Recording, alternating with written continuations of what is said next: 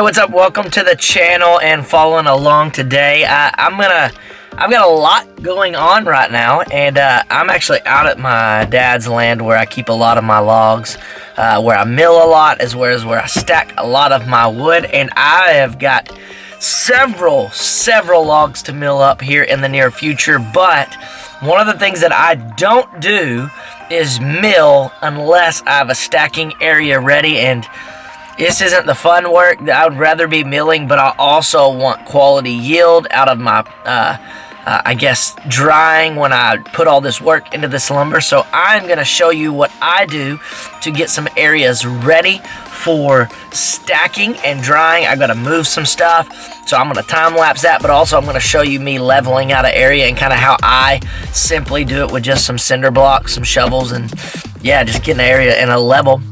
As well as, I've got to bring some stuff indoors. You can kind of see behind me, there's a big barn. It's at my dad's. He lets me dry wood. I've also got to get an area ready because I got a ton of wood that's been air drying that's now ready to be brought indoors. But again, I don't want to just bring it indoors if I don't have an area ready for it so I can store it properly, stack it properly, stand it properly.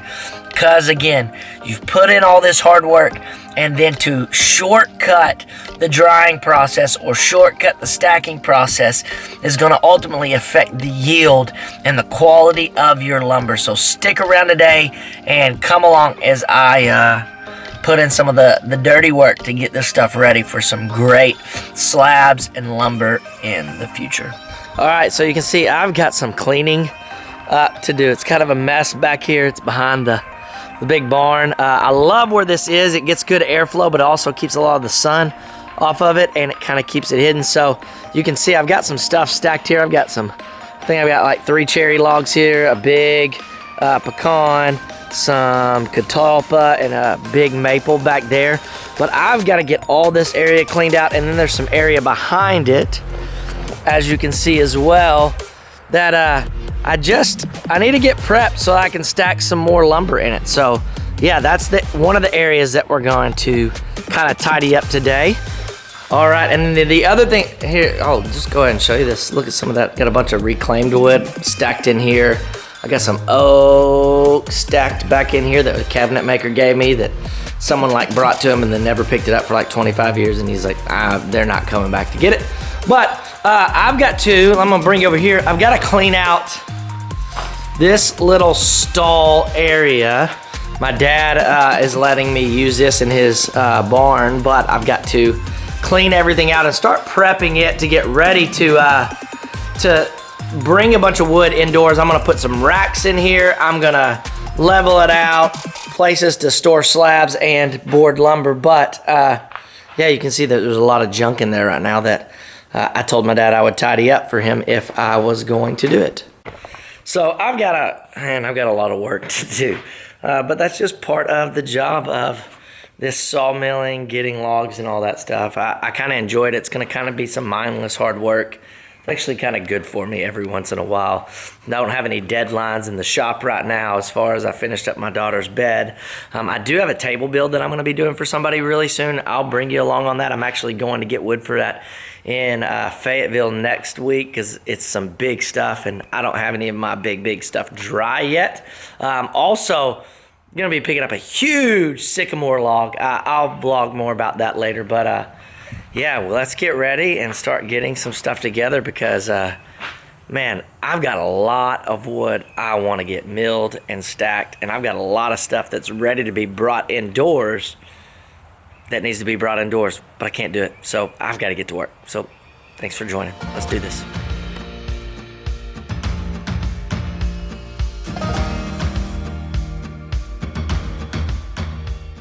All right, so what I'm doing is, as you can see, I've got these cinder blocks in here.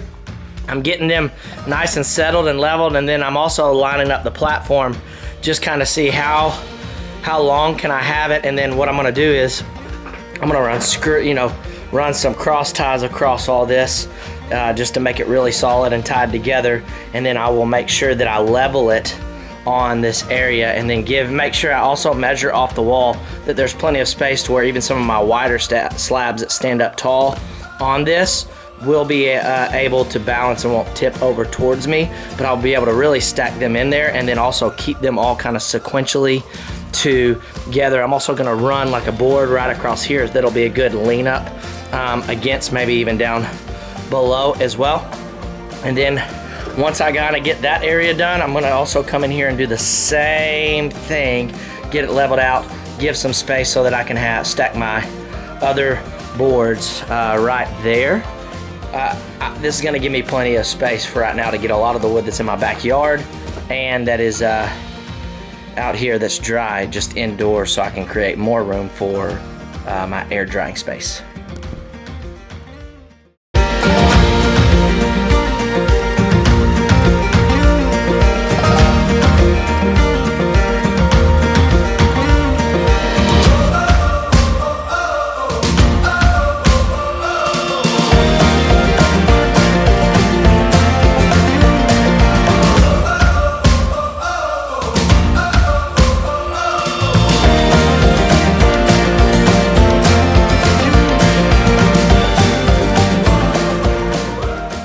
Alright, it's done. You can see it's all put together. It's pretty solid.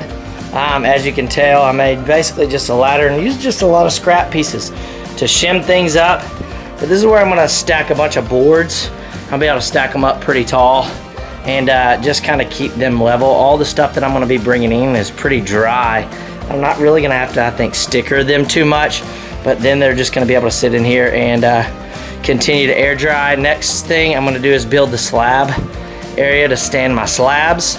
A little area over here. It's going to be wider than this one. I think from off the wall I've got this like 32 inches or so, so I'll be able to have, you know, several 8-inch wide or boards stacked across, and then just do that really neatly up against the wall and let them just kind of climb up to the top. So I'm going to keep rolling with the stacking area.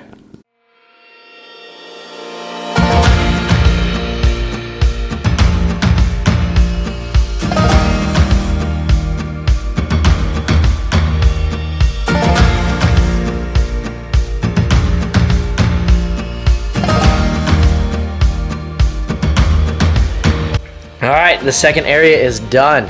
So I've got 2 indoor drying areas ready to go. I made sure to leave plenty of space underneath them in case any varmint tried to get under there. I could just really see underneath it. I'll probably lay some plywood over the top of that, but I'm going to be able to stack wood and slabs in here. Both areas are dead level. Again, too, I just really take my time to make sure that they're level so that I get the best yield and don't put any unnecessary twist in them. But this is exciting to start getting an indoor drying area ready to go so I can keep freeing up some outdoor space for some wood. So yeah, that is hopefully that's a wrap. And it's some hard work. Not really, it's not too bad. Again, you can tell I don't like put a lot of like effort and draw plans or thoughts. I just try to figure out what is the, and mostly I'm just using a bunch of scrap lumber to make these bases and areas for drying. So whatever works. I keep a lot of scrap wood, but I've got a little contraption that I'm building that's going to allow me to move large slabs and wood by myself, because a lot of times I'm working by myself. But I'll show you as I start bringing stuff indoor to dry, because I got a lot of my stuff, it's hit equilibrium outdoors, and so that it's not really going to do any more drying out there. So bring it into an indoor space where there's some good heat. I'll be able to put a fan for some good circulation as well to continue to get it down to working moisture content. It takes time, it's a process, but for a hobby woodworker like me, it's just one closer step to being able to use this wood that I've taken through the full process. Oh, I'm going to be bringing in this area, I think the first thing that I'm going to be bringing in is I'll be bringing in some cherry and some walnut. Also, I'll be bringing in some big silver maple slabs. So all of those have been air drying for about 2 years now or more, and so they're ready to be brought to an indoor space. So I'm excited about seeing what each one of these have done, how they've dried, because I've got a lot of wood that I've got to mill up and it's going to free up some of my space. I'm also going to bring in some cherry that I cut from a tree that came off my grandfather's property from the Ozark Mountains in north central Arkansas that our family had to sell the property, but I was thankful that I was able to get some cherry logs off of it before they sold it, so that's kind of exciting too, and bringing those in. And then tons of other stuff to mill up. I've got sycamore,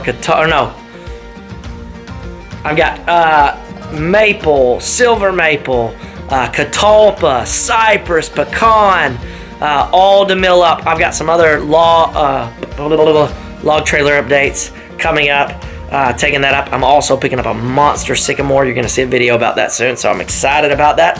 If you have any questions about drying or my leveling or indoor area or any sawmill, chainsaw milling, woodworking questions, feel free to leave them in the comments below. Like always, like, subscribe. It really helps the channel. And until next time, keep sawmilling.